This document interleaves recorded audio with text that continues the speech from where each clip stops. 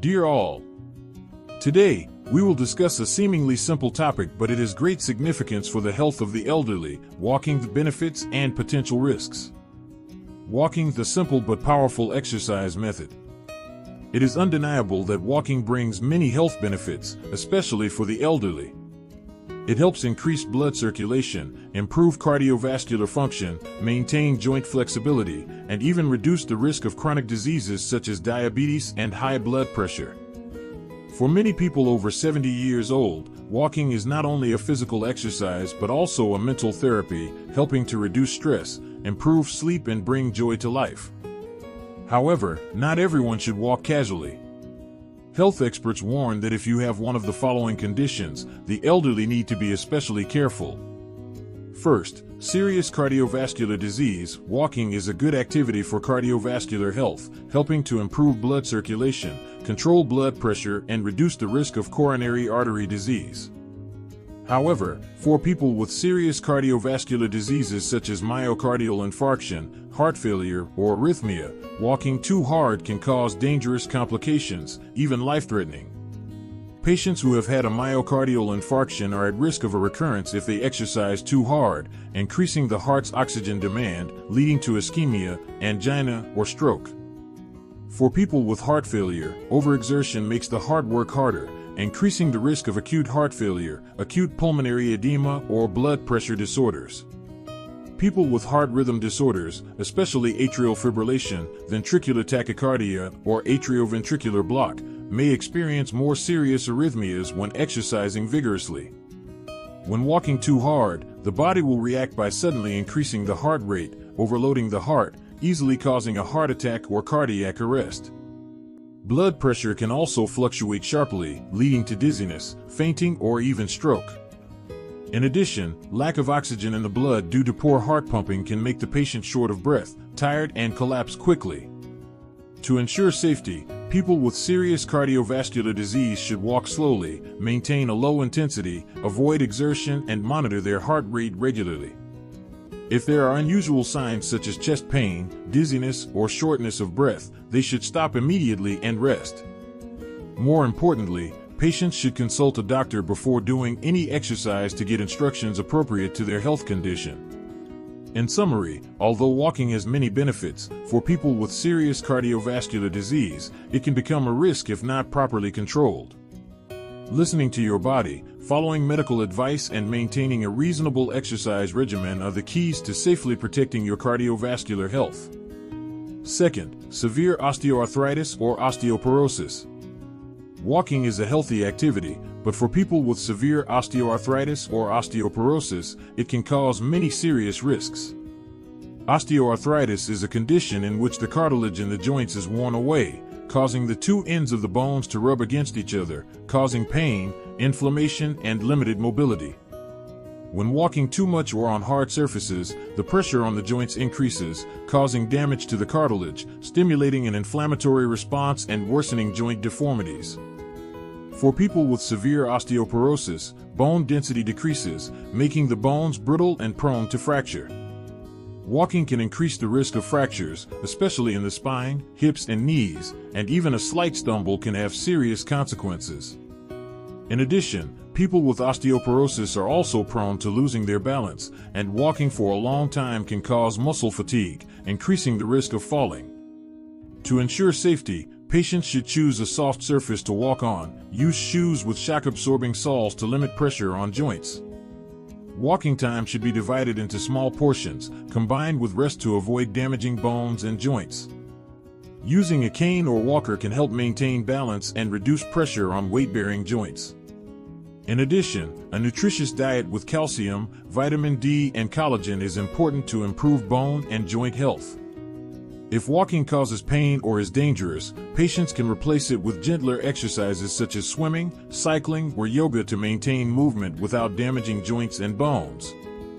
Although walking is a common form of exercise, for people with osteoarthritis or severe osteoporosis, controlling the intensity and method of exercise is very important. Therefore, patients need to choose the right exercise method, adjust their walking habits appropriately, and consult a doctor to ensure safety for bone and joint health. Third, dizziness, low blood pressure, or vestibular disorders.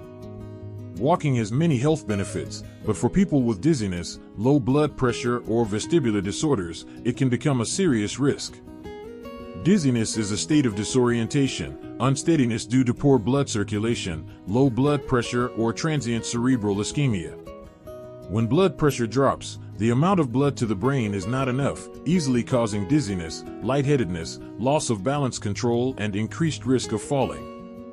In particular, when walking or changing positions suddenly, blood pressure can fluctuate, making the patient susceptible to falling, causing serious injury.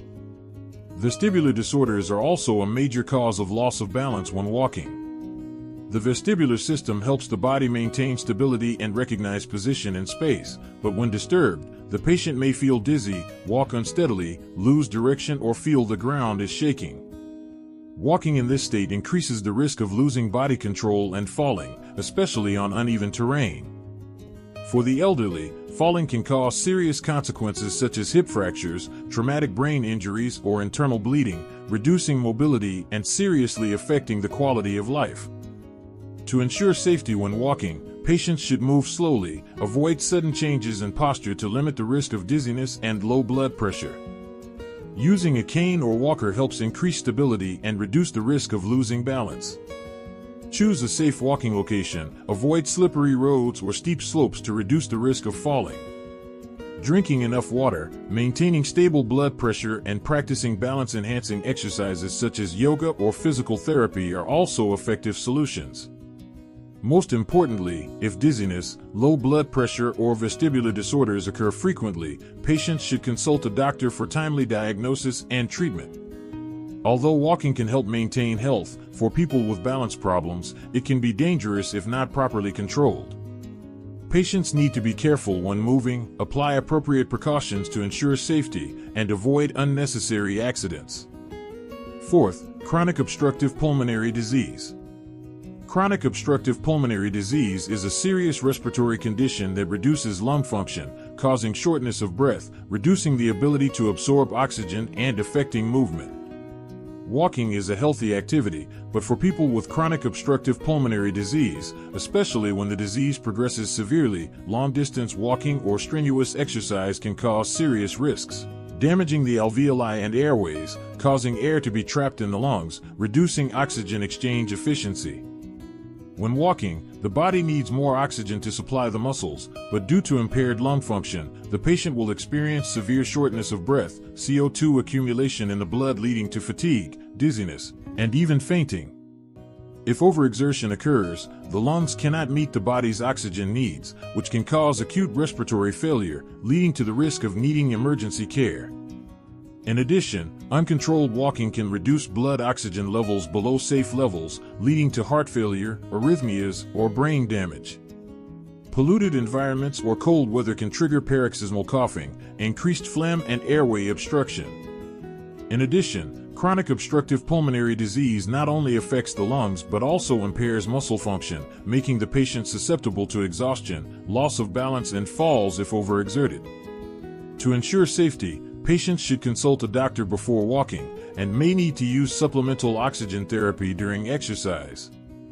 Choose an open space, avoid dust and smoke, walk at the right time, and avoid extreme weather.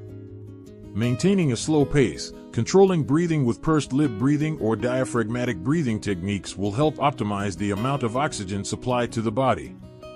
If you feel short of breath, you should stop immediately and use bronchodilators when necessary. In addition to walking, you can combine pulmonary rehabilitation exercises such as deep breathing and strength training to improve your breathing safely. Although walking can bring health benefits, for people with chronic obstructive pulmonary disease, controlling the intensity of exercise is extremely important. Therefore, patients need to choose the right exercise method, follow the doctor's instructions, and monitor their health carefully to ensure safety during exercise. Fifth, unstable blood sugar.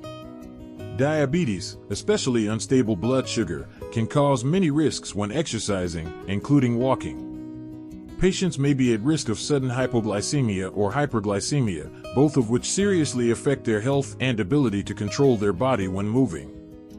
Hypoglycemia occurs when blood sugar levels drop below normal, causing the body to not have enough energy to maintain activities.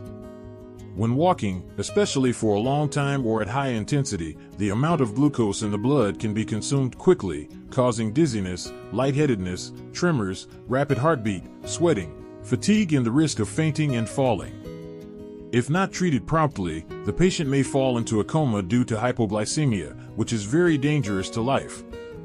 On the contrary, if blood sugar is too high, the patient may experience fatigue, thirst, heart rhythm disturbances, high blood pressure, increasing the risk of stroke or myocardial infarction when exercising too hard. To ensure safety, diabetics need to check their blood sugar before walking. If it is too low or too high, it needs to be adjusted with food or medicine. It is advisable to bring along snacks containing glucose such as biscuits, fruit juice, or sugar tablets to quickly treat hypoglycemia. When walking, maintain a moderate pace, avoid walking too fast or too long, and stop immediately if you feel tired or dizzy. The timing of walking is also very important. Do not walk when you are too hungry or right after a full meal to limit blood sugar fluctuations. Drink enough water to avoid dehydration, especially for people with a tendency to increase blood sugar, and use suitable footwear to protect your feet, reducing the risk of foot ulcers due to nerve damage. Walking can help control blood sugar, but for people with diabetes, especially those with unstable blood sugar, it is necessary to be very careful. Patients need to check their blood sugar before walking, bring glucose supplements, maintain a suitable exercise pace, and follow medical instructions to ensure safety. Dear friends, walking is a good habit, but it needs to be done properly, especially for people over 70 years old. The most important thing is not how much or how little you walk, but how to walk correctly and safely. Listen to your body, consult your doctor when necessary, so that walking can truly become a medicine that helps prolong life and bring a happy, healthy life. Thank you for listening. Don't forget to like and subscribe, so we can continue sharing helpful advice together. Thank you for watching, and I'll see you in the next video.